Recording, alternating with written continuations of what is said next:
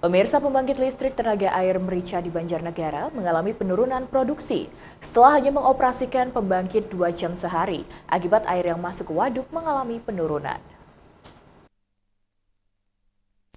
Musim kemarau berdampak pada debit air atau air yang masuk ke Waduk Panglima Besar Jenderal Sudirman di Banjarnegara mengalami penurunan drastis. Kondisi menurunnya debit air waduk ini terlihat dengan munculnya sejumlah daratan dan sedimentasi. Elevasi air waduk saat ini berada pada 229 meter. Meski kondisi debit air turun, produksi listrik PLTA Merica Power Generation Unit tetap berjalan, namun saat ini hanya beroperasi 2 jam dalam sehari. Berbeda dengan saat musim penghujan yang bisa beroperasi penuh hingga 24 jam untuk suplai Jawa, Madura, Bali. Saat ini kita masuk musim kemarau, secara umum bahwa produksi listrik mengalami penurunan.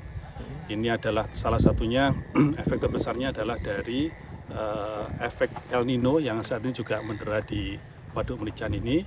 Dan kira-kira nanti di bulan Oktober kita akan melihat potensi hujannya. Jika memang kondisi inflow-nya itu semakin meningkat, maka kita akan operasikan lebih tinggi lagi produksi listriknya.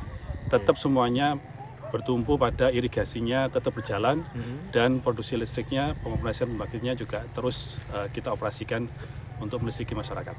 Kalau saat ini operasi pembangkit hanya berapa jam bedanya sama musim penghujan kalau air banyak, Pak?